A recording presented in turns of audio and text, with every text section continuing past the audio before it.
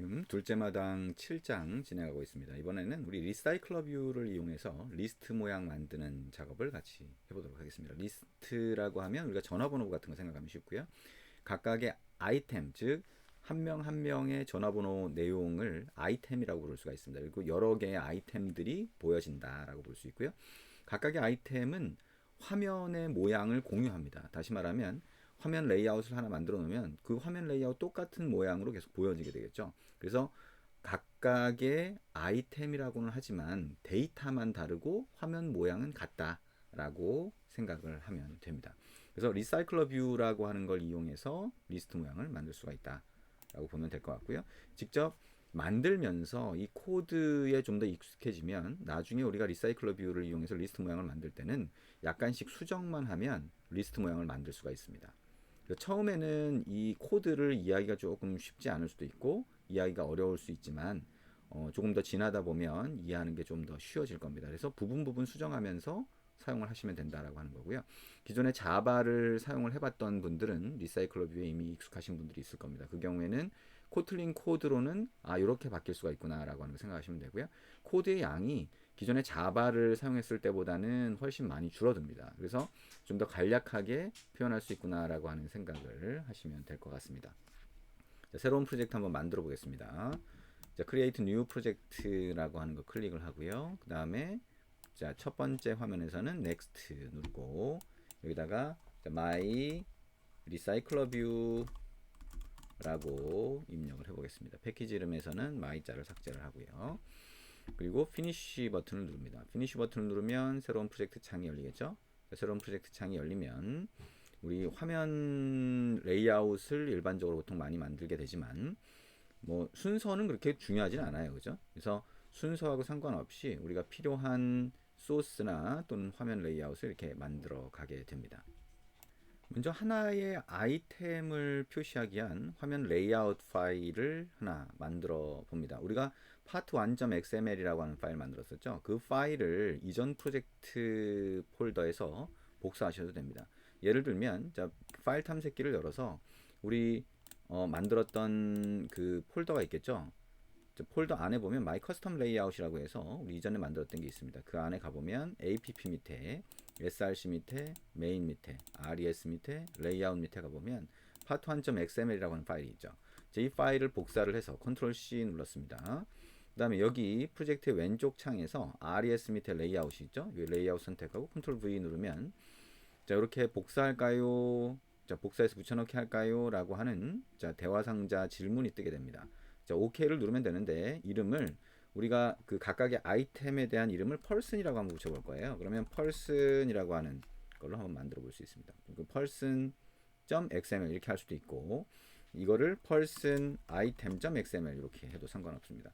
책하고 똑같이는 뭐 만들 필요는 없으니까요. 꼭 똑같이 만들어야 된다는 그런 건 없으니까 이름을 다른 걸로 변경해서 한번 만들어 보시면 됩니다. 그러면 좀 더 이제 약간씩 수정하다 보면 이게 맞는지에 대한 이해가 좀 더 빨라질 수 있거든요. 그래서 이름을 조금씩 바꿔보는 것도 방법이 됩니다. person 밑줄 긋고 item.xml 요거를 화면 레이아웃 각각의 아이템을 위한 화면 레이아웃으로 만들겠다는 거죠. OK를 누르면 이런 모양이 됩니다. 자, 요 그 파일의 내용을 한번 보면 자, 요런 모양이죠. 우리 만들었었잖아요. 그죠? 왼쪽에 자, 리니어 레이아웃으로 최상위 레이아웃이 되어 있는데 이 리니어 레이아웃의 레이아웃 하이트가 매치 패런트가 아니라 랩 컨텐츠다라고 하는 거 생각하시면 되겠죠. 그래서 그 안에 들어가 있는 내용물 크기만큼만 차지하니까 얘가 하나의 아이템을 위한 부분 레이아웃, 즉 부분 화면의 레이아웃이다라고 생각할 수가 있겠죠. 자, 우리 이 화면 안에는 리니어 레이아웃 호리젠틀이고 그 다음에 이미지 뷰가 하나 들어가 있고요. 그 다음에 다시 리니어 레이아웃을 안에 중첩해서 집어넣고 그 다음에 아웃풋 1, 아웃풋 2 이렇게 해서 텍스트 뷰 두 개가 들어가 있는 그런 구조라고 생각할 수가 있습니다. 그럼 이제 그 다음에 이게 이제 화면에 보이는 내용이고요. 각각의 아이템의 데이터를 담아 놓으려고 합니다. 이 데이터는 아이템마다 이름과 전화번호 데이터가 들어가게 만들어 놓을 거예요. 그러면 여기 왼쪽에 프로젝트 여기 패키지 선택하고 오른쪽 마우스 버튼 눌러서 New Kotlin Class 선택합니다. 자, 클래스의 이름을 person이라고 한번 해볼게요. P 대문자고요. 그 다음에 클래스 선택하고 엔터 이렇게 합니다. 새로운 클래스가 만들어지는데 이 클래스는 이름과 전화번호를 데이터로 갖고 있게 되죠. 그래서 데이터로 갖고 있는 경우에는 이거를 데이터 클래스로 만들 수가 있어요. 즉 요 앞에 클래스 앞에다가 데이터라고 하면 중괄호까지 굳이 기록을 안 하더라도 여기에 소괄호까지만 기록을 하고 기본 생성자의 파라미터로 전달할 수 있습니다. 근데 기본 생성자의 파라미터로 전달하면 속성이 자동으로 추가가 되죠. 그러면 기존에 자바를 써보셨던 분들 같은 경우에는 getSet, 즉 getter하고 setter라고 하는 메소드, 즉 함수를 일반적으로 추가하지만 코틀린은 속성을 그대로 접근하기 때문에 여기에 생성자의 파라미터, 기본 생성자의 파라미터를 추가하면 이게 그대로 속성이 되는 거죠. 그러니까 그 이상 할 게 없어요. 그냥 데이터만 이 안에 이 person 클래스에서 이 붕어빵 틀에서 person 1이라고 하는 만약에 그 person의 붕어빵 객체, 실제 객체를 만들어낸다라고 하면 거기에 데이터를 집어넣을 수가 있겠죠. 그럼 속성 안에 그냥 넣으면 돼요. 그래서 파라미터를 소괄호 안에 넣는데 자, 예를 들면 val 자, name이라고 하고 string 필요하면 물음표를 붙여서 널도 넘어올 수 있게 이렇게 하고 콤마 val mobile 땡땡 string 물음표 이렇게 만들 수 있다는 거예요. 그리고 이게 이제 그 기본 생성자의 파라미터가 많아질 수 있으니까 이거 엔터를 치고 다시 콤마 다음에 엔터를 쳐서 자 그리고 마지막 자 끝 소괄호 같은 경우에도 엔터를 쳐서 이런 모양으로 만들어 놓으면 좀 더 구분하기가 쉽겠죠. 그리고 필요하면 중괄호 안에다가 뭐 필요한 함수라든가 이런 걸 정의할 수도 있고요. 근데 이 함수가 별로 필요 없고 그냥 단순히 속성을 추가해서 그 속성의 값을 넣었다가 뺐다가 하는 용도로 쓴다라고 하면 데이터라고 하는 걸 붙여서 데이터 클래스로 구분을 해줍니다. 자 그러면 이렇게 해서 클래스가 하나 정의가 된 거죠. 아주 간단한 형태의 클래스가 된 거를 확인할 수가 있습니다. 자, 그러면 이제 그 다음에 화면에다가 리사이클러 뷰를 추가할 수가 있습니다. 자, 화면으로 한번 가서요. 자, 화면에 자, 여기 확대를 좀 해볼게요. 자, 화면에 있는 자, 텍스트 뷰는 선택해서 딜리트 키 눌러서 삭제. 그 다음에 여기 화면에다가 리사이클러 뷰를 한번 추가해보자. 여기 왼쪽 위에 팔레트를 보면 리사이클러 뷰라고 하는 게 보이죠. 리사이클러 뷰라고 하는 게 보이는데 화면의 위쪽에 뭐 버튼 같은 거 좀 배치하고 아래쪽에 리사이클러 뷰를 넣겠다 뭐 이런 경우가 있을 수 있겠죠. 그럼 그걸 한번 만들어 보겠습니다. 컨스트레인트 레이아웃이니까 위쪽에다가 뭐 레이아웃에 가서 리니어 레이아웃 허리젠틀 같은 거 하나를 갖다 놔 볼게요. 그 다음에 이 리니어 레이아웃의 레이아웃 하이트는 랩 컨텐트로 한번 만들어 보고요. 아이고 근데 이건 뭐 추가할 방법이 없네요. 자 여기 위쪽 자 요거를 일단 0으로 만들어 놓을까요? 아니면 매치 페런트 자 일단 매치 페런트로 다시 돌려놔도 얘가 반응이 없네요. 바뀌었죠? 네. 그럼 위쪽 이 연결점을 이제 위쪽하고 붙이고요. 자 왼쪽 오른쪽 먼저 붙여 볼게요.